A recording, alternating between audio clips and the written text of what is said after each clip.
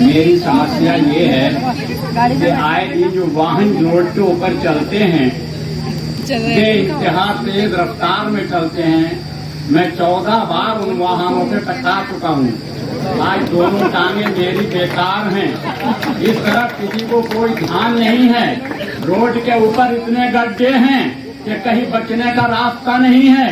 वाहन वालों को ये नहीं मालूम कि हमारा साइड कौन सा है, बाएं को चल रहे हैं या दाहिने को चल रहे हैं, किसको को चल रहे हैं, किसको पीस रहे हैं। वो तो चले जा रहे हैं, मरे या जिए। आज चौथा दिन है, मेरी गाँव में दर्द हो रहा है। मुझे मोटरसाइकिल वाले में कच्चे में 3 मीटर दूर पे टक्कर घर पे खड़े होकर मार दी।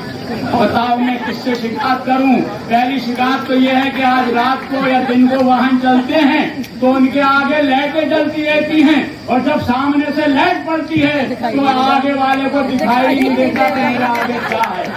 वो अंधा हो जाता है, मुझे नहीं मालूम। अब से 30 साल और 25 साल पहले मैंने ये देखा था कि आधी लाइट काली होती थी जिसकी वजह से उसकी रोशनी जमीन पे पड़ती थी। आज वो जमीन पर नहीं, उसके चेहरे पर पड़ती है और वो आगे देख नहीं पाता कि क्या है और फौरन मौत का शिकार हो जाता है। मालूम हुआ कि आज याकूब खां का एक्सीडेंट हो गया, वो मर गए। परसों बाबू राम का एक्सीडेंट हो गया, वो मर गए। कोई देखता ही नहीं, कोई देख ही नहीं रहा। वाहन वाले भी बेतरतीब चल रहे हैं, उनको ये नहीं मालूम कि हमारा बाया पहिया कहाँ चल रहा है, दाहिना पहिया कहाँ चल रहा है, हमारा साइड कौन सा है, हमें किस साइड में चलना चाहिए, कुछ नहीं जानते। और अधिकारी तो बिल्कुल ऐसे हैं जैसे मैं आज अंधा रहा हूँ। उनको मालूम ही नहीं है कि सड़क पे कहाँ गड्ढे हैं, कहाँ नहीं है। सिमरा पुल के पीलाखार पे उसके बंदे वो बंद हो गए हैं पर नाले। 3 साल से मैं देख रहा हूँ कि उसके खोलने वाला कोई कर्मचारी पैदा नहीं हुआ है। कौन सा? मैंने एक कर्मचारी से कहा कि भाई ये गड्ढे खोल दो, इसके पैप के जो पानी निकल जाए। थोड़ी सी बारिश होती है पानी खड़ा हो जाता है और जब मैं निकलता हूँ साइकिल लेकर अपनी तो वाहन को जाता है तो उसके छींटों से मेरे कपड़े खराब हो जाते हैं। मैं शिमले की मस्जिद का इमाम हूँ और डंडिया का रहने वाला हूँ। ऐसे खान मेरा नाम है। ये मैं आपको अपना परिचय दे रहा हूँ। मैं बहुत परेशान हूँ उन लाइटों से कि वो लाइटें क्यों आजकल ये खत्म हो गया कानून का कि आधा ताला करना का था। आज ये बात तो कोई अधिकारी ध्यान नहीं दे रहा है। अगर मैंने एक से कहा तो बोला कि कितने अधिकारी दिखाई दे रहा है, आपको दिखाई दे रहा है। ये थोड़ा बड़ा है, सड़क के गड्ढे दिखाई दे रहे हैं, रेता बड़ा है, मशीन पड़ी है, लकड़ी पड़ी है, ईंटें पड़ी है, रोड नहीं देख रहा है कोई क्या हो रहा है क्या नहीं हो रहा है। जाना चाहते मेरा भैया कुछ लेकर इसलिए मैं अपनी बात को बंद कर।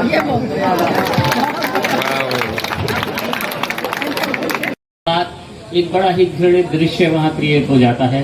सब तरह की बातें शुरू हो जाती हैं जो कि एक अच्छा नहीं है। मेरे हिसाब से कोई भी डॉक्टर या चलिए कोई भी नहीं, 99% डॉक्टर ऐसे हैं जो अपनी तरफ से यही चाहते हैं कि उनका मरीज ठीक हो, स्वस्थ हो, अच्छा होकर जाए। उसके बाद भी भगवान नहीं है डॉक्टर। अगर कोई ऐसा मिसहैप हो जाता है तो उसको हमें उसी तरह से स्वीकारना चाहिए। उसके बाद भी ऐसे ऐसे इंसिडेंट्स होते हैं जो कि उल्लेखनीय नहीं है, सबको पता है। मेरा एसपी साहब से निवेदन है, जैसे एक महिला हेल्पलाइन है या यातायात हेल्पलाइन है, ऐसे ही कोई अगर पॉसिबल हो एक we should have a doctors helpline हो, जहाँ पर हमें कोई ऐसा नंबर दिया जाए कि इमरजेंसी के टाइम में हम फौरन कॉल कर सकें और हमें सहायता मिल सके। मेरा कहना ये नहीं है कि हमेशा प्रो डॉक्टर्स रहें, लेकिन हाँ जो भी इवेंट है उसको अच्छी तरह से देख के ध्यान से करके कि भाई कहाँ हु इज एट फॉल्ट, ये देखना बहुत ज़रूरी है।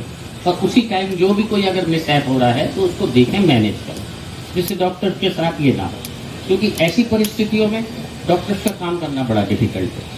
दूसरा उसका कारण क्या हो रहा है, डॉक्टर्स के अपना काम से रुचि खत्म होती जा रही है। ज़रा सा देखा कि जहाँ पेशेंट सीरियस है या कोई भी बात है, भाई बरेली ले जाओ, दिल्ली ले जाओ, यहाँ पर इलाज नहीं करना, हाथ नहीं रखना चाहते। वहाँ जाके पेशेंट का तुगना तिगना चौंकना, कोई लिमिट नहीं है कितना पैसा खर्च हो और क्या हो। लेकिन डॉक्टर वो किसी बैड इंसिडेंट्स को अवॉइड करता है कि ऐसा भाई यहाँ पर हो, उससे पहले ये कि इन्हें यहाँ से भगा दो, रखना नहीं चाहता। तो हम ये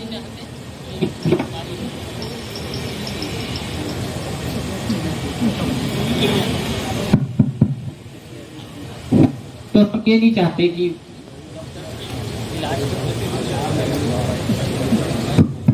डॉक्टर्स की इलाज के प्रति या मरीजों के प्रति रुचि कम हो, इंटरेस्ट कम हो। जो सेवाएं हम उन्हें दे सकते हैं वो अपनी मैक्सिमम सेवाएं उन्हें दें, लेकिन उसके लिए आपके सहयोग की सख्ती जरूरत है। तो मेरा एसपी साहब से और सारी प्रशासन से यही निवेदन है कि थोड़ा सा इस बात पे ध्यान दें और कोई हेल्पलाइन नंबर या कोई ऐसी चीज अगर होती है तो वो इशू करें, जिससे हमारी बात फौरन सुनी जा सके। धन्यवाद। देश में भी ऐसे प्रोग्राम किए जा सकते हैं। सद्भावना संगोष्ठी एक नया नाम हमने अभी सुना है, जिसके द्वारा सामान्य लोग भी इसमें भाग ले सकते हैं। सामान्य नारी भी अपनी बात को पुलिस महोदय के समक्ष रख सकती है।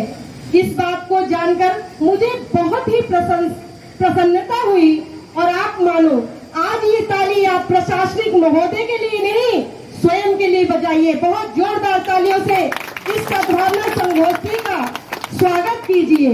अभी आपने शिकायतें तो बहुत सुनी होंगी, सभी ने अपनी अपनी कुछ ना कुछ समस्याएं बताई। आज मेरी कोई समस्या नहीं है, मैं सिर्फ यहाँ पर पुलिस महोदय का धन्यवाद देने के लिए आई हूँ और सामान्य जो नारी और पुरुष है उनसे मैं ये अनुरोध करना चाहती हूँ कि कुछ समस्याएं तो हमारी पुलिस महोदय हो या अन्य कोई हो वो सुलझा सकते हैं। जैसे डॉक्टर साहब ने अपनी समस्या को हमारे सम्मुख रखा, डॉक्टर साहब ने अपनी समस्या को अपने अकॉर्डिंग देखा, लेकिन यही समस्या यदि पेशेंट के तौर पे आप जाकर देखें तो हमारी समस्या अन्य होगी। मानेंगे ना आप इस बात को? जब हम किसी नर्सिंग होम में जाते हैं और क्रिटिकल सिचुएशन होने पर भी हमें बहुत सारे औपचारिक कार्य करने पड़ते हैं, तब हमारे मरीज को इलाज मिलता है। क्या मैं उन डॉक्टर साहब से ये पूछ सकती हूँ इतनी प्रक्रियाएं हमारे लिए क्यों? क्या उनके परिवार का कोई सदस्य आए, क्या वो वही प्रक्रिया उनके लिए होगी? नहीं होगी। वो तुरंत अपने परिवार के उस शख्स को ओटी में लेकर जाएंगे, ऑपरेशन करेंगे। लेकिन यदि मेरा बच्चा उस समय है तो आप मान के चलिए या तो वो मृत्यु को प्राप्त होगा या कुछ और भी हो सकता है, कोई भी अनहोनी हमारे साथ घटित हो सकती है। बात यहाँ पर सभी प्रकार के सदस्य हैं, यहाँ पर हमारा एक समन्वय भी बिठाया गया है सभी के साथ, मातृत्व के साथ। मातृत्व में अभी हमारे यहाँ बहुत सुंदर सर्वप्रथम जो महिला मंडल की तरफ से बोली थी, उन्होंने सद्भावना के विषय में बहुत सुंदर अपने विचार यहाँ पर रखे। नारी कोई अबला नहीं है, नारी तो वो है, नारी से ही उपजे ध्रुव प्रहलाद समान। जो नारी ध्रुव और प्रहलाद के समान जन्म देने वाली है, क्या वो साधारण हो सकती है? आपने स्वयं को अबला बना रखा है, अपनी सोच को बना रखा है। आप अगर अपने सद्विचारों के अनुसार चले तो मैं गर्व से इस बात को कह सकती हूँ कोई भी पुरुष हमारा सामना नहीं कर सकता। यदि आप अपने अंदर वो शक्ति प्राप्त कर ले तो हमें किसी भी पुलिस प्रशासन की आवश्यकता नहीं है। मैं एक बहुत सुंदर सी घटना आपको बताती हूँ जो मेरे साथ हुई है। मेरी पुत्री एक स्कूल में पढ़ती है। जब वो 9th क्लास में आई तो कुछ क्लास के बच्चे थे जो उसको बहुत परेशान कर रहे थे। बच्ची 2-3 दिन से बहुत परेशान थी, घर पे आती थी, रोती थी, लेकिन वो हमको कुछ भी नहीं बता रही थी। उसने कहा, उसकी कुछ सहेलियां थी, फ्रेंड सर्किल था, उन्होंने कहा मम्मा को कुछ मत बताना, यदि आप मम्मा को बताओगी ना तो मम्मा उल्टा आप पे ही गुस्सा करेगी। कई बच्चों का ऐसा होता है। कई दिन हो गए बच्चे को देखते हुए, वॉच करते हुए। फिर मैंने अपने छोटे बेटे को बुलाया, उससे पूछा कि बेटा ऐसी क्या बात हो गई जो आपकी बहन जो है इतने दिनों से परेशान है? तो उसने बताया मम्मा एक लड़का है जो रिक्शे के पीछे रोज आता है दीदी के, और वो उससे रोज फ्रेंडशिप के लिए रिक्वेस्ट कर रहा है, लेकिन दीदी जो है उसी के पीछे रो रही है। मैं गई अपनी बेटी के पास और मैंने उससे पूछा, तो उसने पहले तो थोड़ा सा हेजिटेशन हुई उसे बताने में, फिर उसने पूरी बात बताई। मैंने अपनी बेटी से कहा इस समस्या का समाधान आपके पास स्वयं है, क्योंकि ना यहाँ पर हर समय पुलिस का कोई बंदा होगा, ना हर जगह आपके माता पिता खड़े होंगे, ना भाई बहन खड़े होंगे। हर समस्या का समाधान हमें स्वयं ही करना पड़ेगा। आप चाहें तो मैं चल सकती हूँ, आपके प्रिंसिपल से बात कर सकती हूँ और इस समस्या का समाधान कर सकती हूँ, लेकिन यदि इस समस्या का समाधान आज मैंने कर दिया तो निश्चित रूप से तुम आगे नहीं बढ़ पाओगी। मेरी पुत्री को बहुत ही बल मिला, आप विश्वास मानिए, मैं आपको साक्ष्य दे सकती हूँ। मेरी पुत्री इस समय 12th क्रॉस कर चुकी है, नीट की तैयारी कर रही है और इस समय 17 जुलाई को उसका नीट का एग्जाम है और ईश्वर की कृपा हुई तो वो चमकेगी भी। ऐसी मेरी बच्ची है। तो उस बेटी ने मेरी अपनी फ्रेंड सर्किल में सभी को फोन किया, अपनी फ्रेंड सर्किल से सबसे कहा कि आज सब बच्चे हॉकी लेकर आएंगे। सारी फ्रेंड से कह दिया कि आज जो है अपनी फ्रेंड सर्किल में सबसे कहा कि आज आप सब लोग हॉकी खेलते हैं, आज हमारा ग्राउंड में पीरियड नहीं है फिर भी हम लेकर चलेंगे। बड़ा सुंदर लगा मुझे उसका। वो सब हॉकी लेकर गए। वहां पर जब और बहुत सारे बच्चे आ गए, ये ग्रीनवुड की बात है, मैं आपको बता दूं, मेरे बच्चे ग्रीनवुड में पढ़ते हैं, वहां की बात है। जब वहां पर वो जैसे ही बच्चे हॉकी लेकर वहां पर गेट पे खड़े हुए थे, एक भी लड़का वहां पर नजर नहीं आया। आप बताइए वहां पर किसकी आवश्यकता थी? एक आत्मबल की, जो आपके समक्ष है, किसी अन्य के पास नहीं है। वो आत्मबल आप सभी के पास है।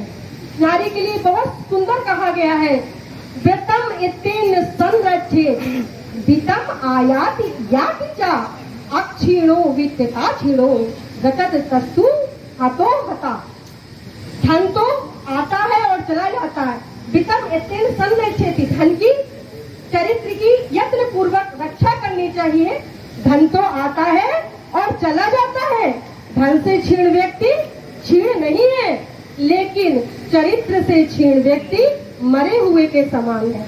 धन्यवाद। मेरा नाम नीरज दीक्षित है और मैं एक सामान्य महिला हूँ जो सिर्फ घर में काम करती हूँ, कहीं बाहर कार्य नहीं करती।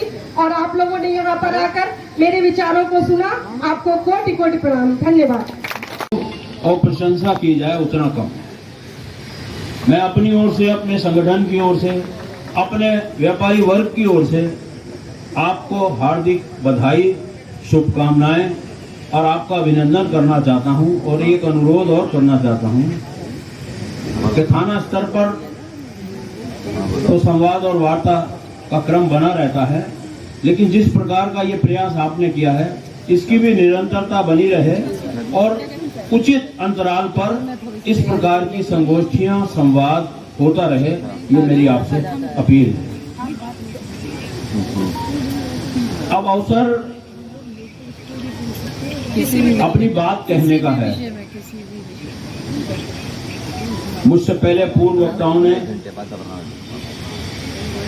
अपने अपने तरीके से अपनी अपनी बात रखी है। समाज के प्रत्येक वर्ग को अपने अपने क्षेत्र में अपने अपने तरीके से, अपनी अपनी कार्यशैली से, अपनी समस्याओं से दो चार रूबरू होना पड़ता है, दो चार होना पड़ता है। हमारी अपेक्षाएं भी अलग अलग समय पर अलग अलग तरीके की होती हैं और ये सामाजिक चेतना और सामाजिक संवेदना को जागृत करने के लिए और समाज में संवाद के माध्यम से समस्याओं का समाधान तलाश करने का प्रयास जो है, ये हमें अपने स्तर पर भी बढ़ाना चाहिए। समाज में ये प्रवृत्ति हो गई है कि विवादों के माध्यम से भी हम समाधान चाहते हैं, लेकिन जब एक अवसर हमें संवाद से समाधान का मिलता है तो उसका परिणाम सुखद भी होता है और स्थायी भी होता है। अब सद्भावना की जरूरत, मैं पुलिसिंग से ज्यादा सामाजिक पर अपना विचार केंद्रित कर रहा हूं, समाज पर, सामाजिक जरूरतों पर अपनी बात कह रहा हूं। अब पुलिसिंग के लिए सब लोगों की अलग अलग अपेक्षाएं हैं। मैं भी व्यापारी वर्ग से हूं। यातायात की बात अभी सीओ साहब ने रखी, अतिक्रमण की बात रखी, तो समाज में दिक्कत ये हो गई है कि हम लोग बड़े आडंबर प्रिय हो गए और समाज में सत्य की और मिथ्या की इतना सम्मिश्रण है कि सच को झूठ से अलग कर पाना बड़ा मुश्किल हो रहा है। और इस समस्या से समाज का हर वर्ग हर समय प्रभावित भी हो रहा है और अपने परिणाम के लिए संघर्ष भी कर रहा है। वही पुलिस कर रही है, वही समाज में हम कर रहे हैं। अब हमने ईमानदारी से कह दिया कि हम अतिक्रमण के पक्षधर नहीं हैं। मैं एक विषय उदाहरण के तौर पर ले रहा हूं। अब अतिक्रमण इतना विस्तृत विषय है और इतने आयाम उसके हैं, इतने डायमेंशंस उसके हैं कि एक शब्द में अतिक्रमण कह के सारी चीज को न समझा जा सकता है न समझाया जा सकता है। अब स्थायी अतिक्रमण भी है, किसी की जगह पर कब्जा भी है। ये मैं इसलिए आज के संदर्भ में विशेष रूप से रख रहा हूं क्योंकि बुलडोजर का बड़ा नाम चल रहा है। तो अतिक्रमण के उस आयाम को समझे बिना सबको अतिक्रमण का दोषी समझ लेना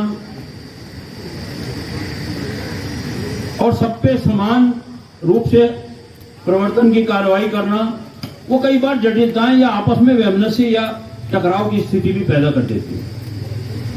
लेकिन जब जब संवाद की पहल होती है, जब जब संवाद का प्रयास होता है, जब जब बातचीत से मामलों को समझना और सुलझाना सच्चे मन से होता है, तो कभी भी ऐसा नहीं होता कि वो परिणाम ना आए उसमें और उस परिणाम से सभी लोगों को संतोष न हो।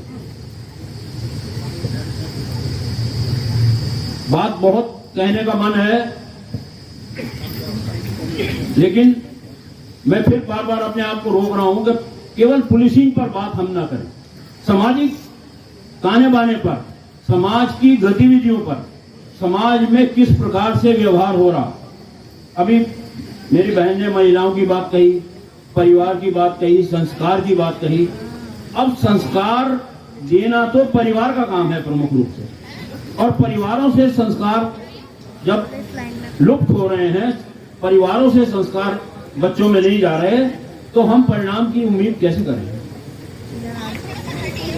जब भी हम किसी समस्या से रूबरू होते हैं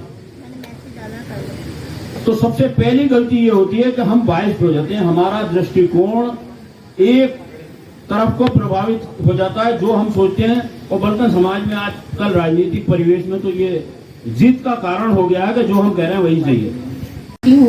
कि एक तो हमारे यातायात का जो तरीका है वो बहुत बेहतर और बहुत अच्छा है।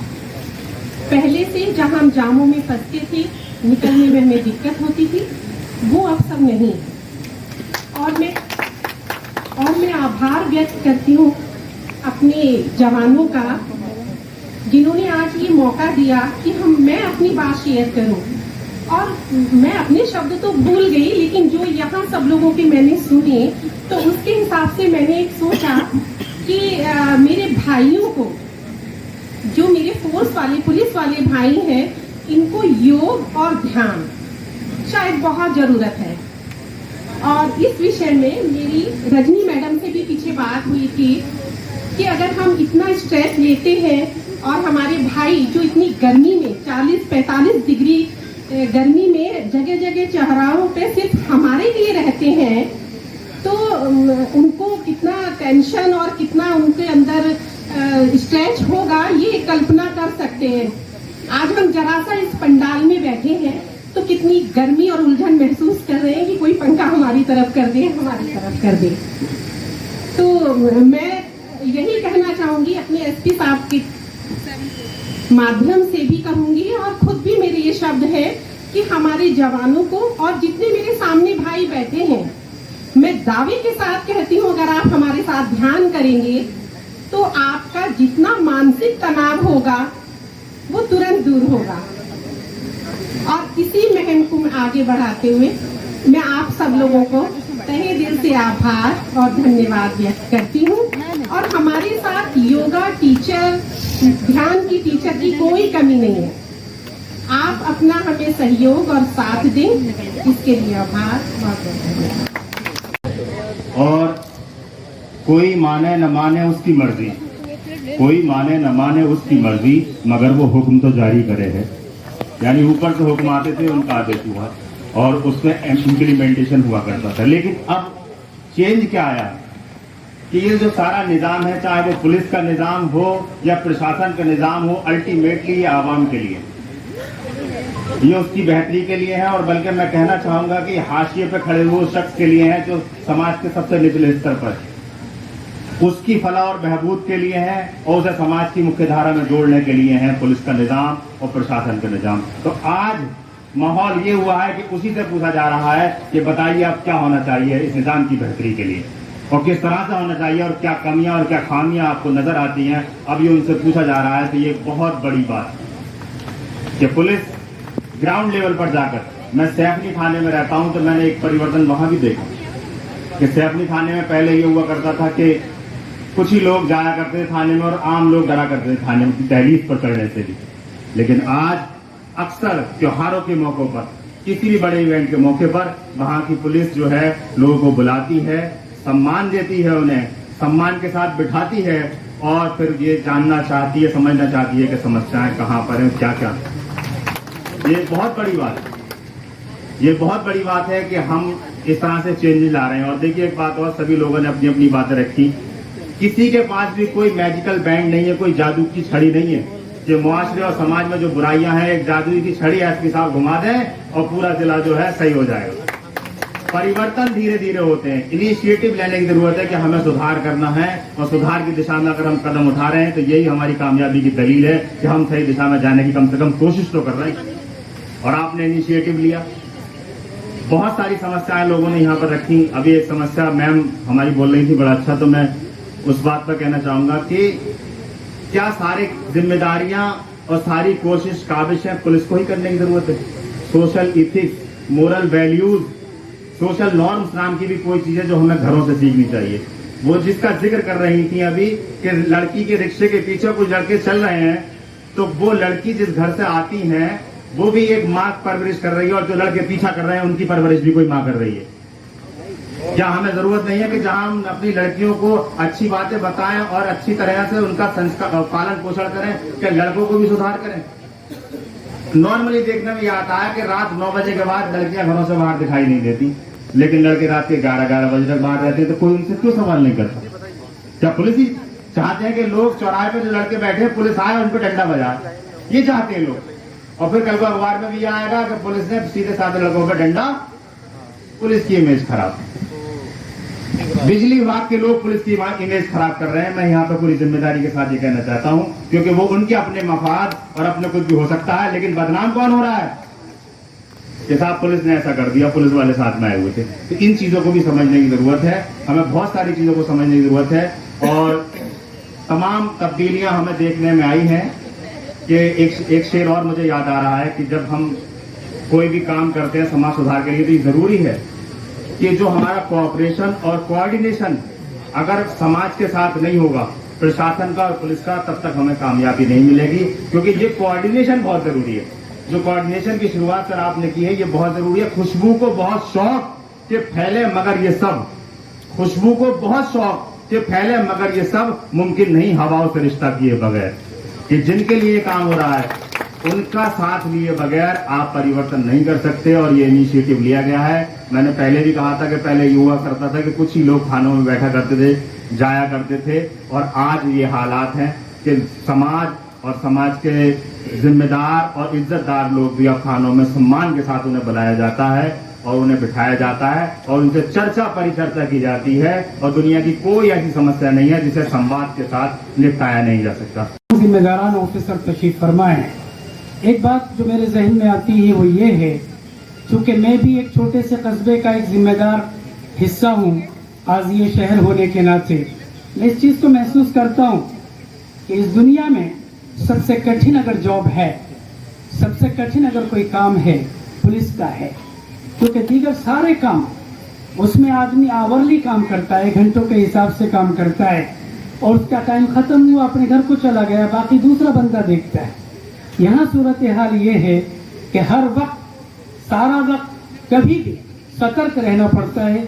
कभी भी फोन किन्हीं हालात की बुनियाद पर आ जाए और किसी भी पुलिस जिम्मेदार ऑफिसर को ना करने का कोई ऑप्शन या कोई विकल्प नहीं होता है। ये इंतहाई जिम्मेदारी वाली एक मुलाजमत या जिम्मेदारी है, लेकिन एट द सेम टाइम मैं कहूँगा ये बहुत ही थैंकलेस जॉब भी है।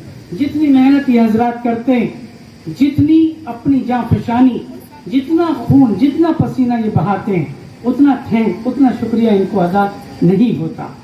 ये बहुत सोचने का मकाम है कि हमारे मुआशरे को सुधारने में, लॉ एंड ऑर्डर को कायम करने में ये लोग हर वक्त हर जगह मौजूद होते हैं, लेकिन सबसे ज्यादा अगर हम बुराई किसी की करते हैं तो वो पुलिस वालों की करते हैं। ये सही नहीं है। मैं इस नतीजे पर पहुंचा हूं कि शायद इसकी वजह ऐसा क्यों है, हम सब इंसान हैं, हमारी साइकोलॉजी, हमारी मानसिकता एक ही है। अवाम ऐसा क्यों सोचते हैं कि पुलिस वाले सब जुल्म करते हैं, जाबिर होते हैं, बात सही से नहीं करते, बात बात पे गाली बकते हैं, डंडा उठाते हैं। ऐसा नहीं। बुनियादी सतह पर मैंने अभी आपके सामने जो बात अर्ज की है वो यही है कि बाज मर्तबा काम का इतना प्रेशर, इतना दबाव होता है कि झंझलाहट, फ्रस्ट्रेशन आ जाती है।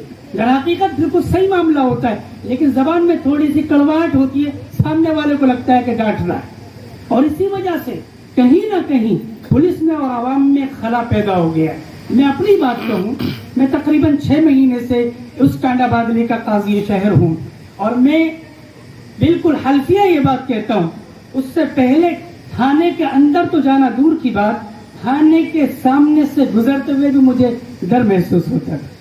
लेकिन जब से काजी शहर बना, जिम्मेदारी आई, और आज महसूस हुआ कि मुझसे पहले जो वारसी साहब बात कर रहे थे थाना सेठी के, बड़ी उम्दा बातें की हैं। उन्हीं बातों में से एक बात मैं ये कहता हूँ कि थानों का माहौल उससे पहले जो भी होता रहा हो, लेकिन पिछले 6 महीनों में चूंकि मैंने देखा है वो इंतहाई एहतराम, अदब और खुलूस वाला है। हमें थाने के प्रभारी साहब ने जब कभी भी बुलाया, इंतहाई एहतराम के साथ, इंतहाई अदब के साथ बुलाया, इज्जत दी, वकार दी, वो मकाम दिया, तो पता ये चला कि नीचों के अंदर, निचले लोगों में, सब ऑर्डिनेट में अपने बड़े वालों की खुसूसियतें और सलाहियतें आती। जैसा बड़ा होगा वैसा ही नीचे वाला होगा। तो आज ये मालूम हुआ कि हमारे जिला रामपुर के एसपी मोहतरम, अल्लाह ने उनको ये सलाहियत दी, उनके अंदर ये खुलूस, उनके अंदर ये एक ललक पैदा की कि मैं अपने जिले के लोगों को बुलाऊं, उनके साथ बैठूं, बात करूं, अपने उनके दरमियान के मसाइल को डिस्कस करूं, उनकी बातें सुनूं। और यकीनन शुरू में हजरत एसपी साहब ने ये बात बहुत वाज़ेह तौर पर कह दी कि मैं तुम्हारी सुन लूं फिर अपनी भी सुनाऊंगा। तो यकीनी बात है कि बातों का आदान प्रदान ये एक तरह का कॉन्फिडेंस लेवल बढ़ाता है, एक तरह का ताल्लुक बढ़ाता है। ये इंतहाई अहमियत की बात है। रमजानुल मुबारक के आखिरी हफ्ते में, चूंकि ईद का बड़ा त्योहार मुसलमानों का होता है, तो प्रशासन को भी जरा इस बात की एहतियात करनी पड़ती है कि किसी किस्म का कोई गलत मामला ना हो जाए। वो भी सतर्क रहते हैं। मीटिंग बुलाई गई, मीटिंग में बात रखी गई, सब लोगों ने बात रखी। थाना प्रभारी साहब मोहतरम हमारे मौजूद हैं, इनका मैं इंतहाई शुक्रगुजार इस बुनियाद पर हूँ कि उस मीटिंग में मैंने एक बात अर्ज की थी कि सर हम आपके साथ हैं, सारा टांडा आपके साथ है, लेकिन टांडे के नौजवानों में एक तरह का ये डर है कि कहीं ना कहीं पुलिस कहीं ना कहीं ऐसा मामला करती है जिससे यानी कि इम्पार्शियलिटी नजर नहीं आती, पार्शियलिटी नजर नहीं आती, भेदभाव नजर आता है। यानी लोग डरते हैं, लोग भागना चाहते हैं, लोग सामना नहीं करना चाहते, लोग पुलिस पर भरोसा नहीं करना चाहते। और आपने हमें बुलाया, आपने हमसे बात की, तो यकीनी बात है ये एक सद्भावना का, एक मोहब्बत का, एक भाईचारे का माहौल पैदा करना है। तो हमने चाहते हैं कि आप हमारे साथ एक फ्लैग मार्च कर ले, रोड पे मैं आपके साथ चलूंगा। तो थाना प्रभारी साहब ने कहा यकीनन हम एसपी साहब से मुलाकात करेंगे और आपकी बात पहुंचाएंगे, और मुमकिन है कि रमजानी के आखिरी हफ्ते में आपको लेकर हम बाजार में चलेंगे। लेकिन वो नहीं हो सका। माहौल अल्हम्दुलिल्लाह बहुत अच्छा रहा। ये सद्भावना संगोष्ठी मेरी उस दुआ, उस तमन्ना का नतीजा है। कि आज एसपी साहब ने अल्हम्दुलिल्लाह इतनी अजीमुशान ये मीटिंग बुलाई और इतने अजीमुशान जज्बे के साथ ये मीटिंग बुलाई है। अगर ये ऐसा कायम होता रहे तो ये जिला रामपुर सर के इनिशिएटिव के बाद से मुमकिन है पूरे स्टेट के लिए एक नमूना और एक मिसाल बन जाए। तशरीफ लाए अपने मंच पर, अपने दिल की, अपने लोगों के, अपने वर्ग की, अपने मुख्तलिफ जगहों से आकर के बातें की, मुख्तलिफ माहौल की। मैं भी अपने टांडाबाजी के हवाले से एक बात सर के सामने, जिम्मेदारों के सामने और तमाम अहबाब के सामने ये अर्ज करूं कि बिजली विभाग की कमजोरियां बहरहाल चल रही, लोग डरे हुए हैं, सहमे हुए हैं, रात को किसी भी वक्त छापा पड़ जाता है, खवातीन खास तौर से उनका निशाना बन जाती है, बाज मरतबा बच्चे बिलक जाते हैं, डर जाते हैं, सहम जाते हैं। उसमें कहीं ना कहीं पुलिस के अफसरान भी, पुलिस के एहलकार भी शामिल होते हैं, तो समझते हैं कि पुलिस वाले उनके साथ हैं, तो उनकी हिम्मत बढ़ जाती है, लोगों की हिम्मत पस्त हो जाती है। इस तरीके के इनिशिएटिव अवाम का और पुलिस का इस तरीके से जमा रहना और एक दूसरे से बातों का आदान प्रदान करना, यह एतमाद को बहाल करेगा, ये ताल्लुकात को बेहतर करेगा और एक बेहतर फ्यूचर और एक बेहतर समाज वजूद में आएगा। आखिरी बात, जहां सामाजिक सतह पर पुलिस बहुत ज्यादा सतर्क है, बहुत ज्यादा बेहतर काम करना चाहती है, लॉ एंड ऑर्डर को मुकम्मल कायम करना चाहती है। जाहिर है हर जगह पर हर वक्त में पुलिस नहीं हो सकती, बहुत सारे मसाइल घरेलू भी आते, समाजी भी आते और इलाकों की सतह पर भी आते। बाद मरतबा दो फिरकों में, दो मजहबों में, दो धर्मों में आपस में चपकलिश की बुनियाद पर बातचीत हो जाती है। इसमें मैंने अपने मौकर और आदरणीय जो हमारे थाना प्रभारी है उनसे मैंने एक बात अर्ज की थी कि अगर ये मुमकिन हो कि घरेलू झगड़ों में जब लोग पुलिस के पास आते हैं, थाने में आते हैं, एक पक्ष सही होगा, एक गलत होगा, कोई हक पर होगा, कोई नाहक होगा, कोई जालिम होगा, कोई मजलूम होगा और पुलिस को ये हमसे ज्यादा मालूम होता है और पुलिस चाहती है कि इस मसले का हल आसानी से हल हो जाए। बहैसियत एक धर्म गुरु होने के, मैं दीगर धर्मों के गुरु भी अल्हम्दुलिल्लाह यहाँ तशरीफ रखते हैं, ये भी अपने अपने धर्म के एतबार से अपने अपने सेक्टर में, सेक्शंस में, समाज के हिस्सों में जिम्मेदार हैं। सिर्फ मुल्ला की दौड़ मस्जिद तक न समझी जाए, बल्कि अगर उनका इस्तेमाल सही तौर पर किया जाए कि मसाइल को हल करने के लिए थाने में अगर दो घर के लोग हैं, दो ग्रुप के लोग हैं, अगर बैठकर उनके सामने बात कराई जाए, वो अपने धर्म की रोशनी में उनसे बात करें, बहुत सारे मसलों का हल अगले स्टेज पर पहुंचने से पहले हल हो सकता है और इससे थानों की और पुलिस की छवि बेहतर हो सकती है।